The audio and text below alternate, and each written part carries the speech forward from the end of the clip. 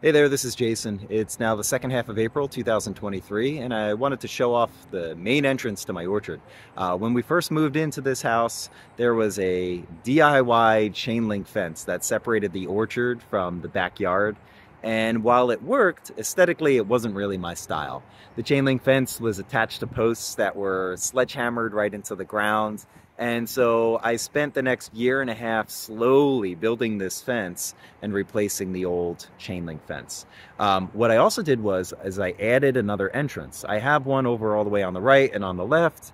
I call those my service entrances now because they're flat and I can bring a wheelbarrow or a wagon into the orchard.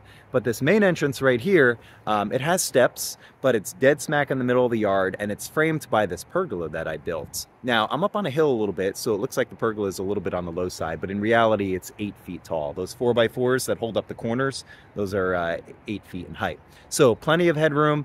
And the other reason why I built this pergola right here, it's right in the center, and it frames one of the most established trees in my orchard. When we arrived, we had a Valencia Orange tree dead center in the orchard. And so by building this entrance, and you can see kind of what I'm talking about here in the background, this pergola was going to frame that Valencia perfectly. And I thought that this would be a great idea because when the Valencias got oranges on it, the orange, the pop of orange, and that bright, vibrant citrus green, I thought would make for a nice little appearance there with the pergola framing that tree. So as I enter the orchard here, I'm going to step down and I'll show you what that orange tree looks like today, because when we arrived, this tree looked very different. In fact, this tree was in really, really bad shape. Everything that you could possibly have wrong with the citrus tree was seemingly going wrong with this citrus tree. We had powdery mildew, we had sooty molds, we had aphid infestations, we had leaf miners attacking the new growth, mealybugs, you name it. Any pest, any mold out there, I feel like had made a stopover on this tree at some point. And so what I started to do was I tried to spot treat each of these things independently. I tried to use my garden hose to spray off the aphids. I tried to use sprays to control the mold. And then I realized that most of these issues were caused by the Argentine ants that we have here in our Southern California environment. They're an invasive species, but these Argentine ants, they create huge colonies. They love coming up to the trees and using the aphids as their little puppets to munch on the leaves and secrete honeydew.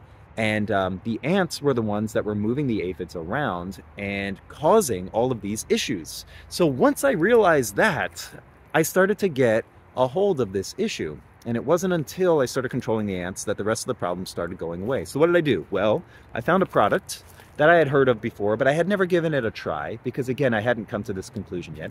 But the product is called Tanglefoot, and you apply it to the trunk of a tree. Now, I have it down here. You can see it's the darker band right here where my finger is.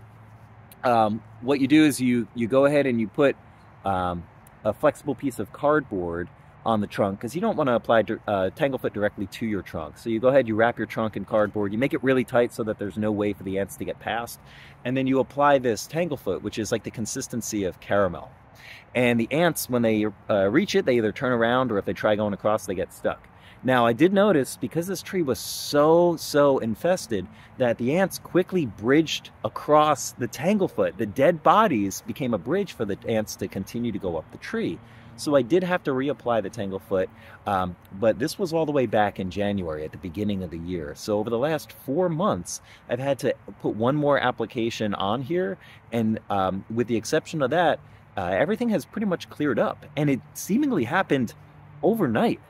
I put the Tanglefoot on the trunk, and I noticed right away that there were no new areas of powdery mildew. I noticed that the sooty mold stopped spreading to other areas of the tree, and obviously the aphids too decreased in numbers, and at this point now I'd say that they're almost completely gone, and obviously the ants themselves cannot make it up the tree any longer. I also made sure, although this was a kind of a simple thing to do, I made sure that none of my branches or leaves were touching the ground, so I cleaned up the bottom. There were a few that were weighed down by the weight of the citrus and so on, so I cleaned that up. I made sure that there was enough space here. I've got about maybe a foot, foot and a half of clearance there, so none of the ants can jump up.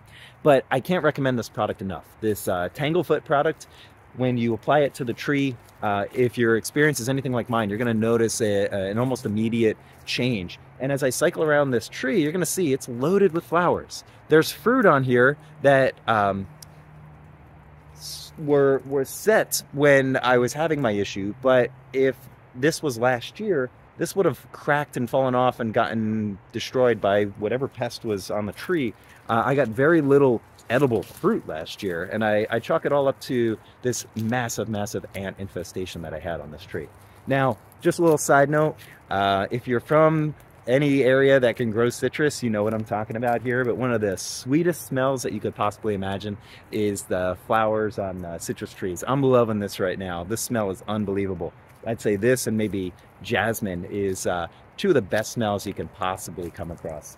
One of my favorite things when I moved here to Southern California was walking in the evening in my neighborhood and getting a whiff of that citrus smell. You might not necessarily know where the tree is because it's dark out at night, but you know that there's one out there in one of the neighbors' yards. Such a magical smell.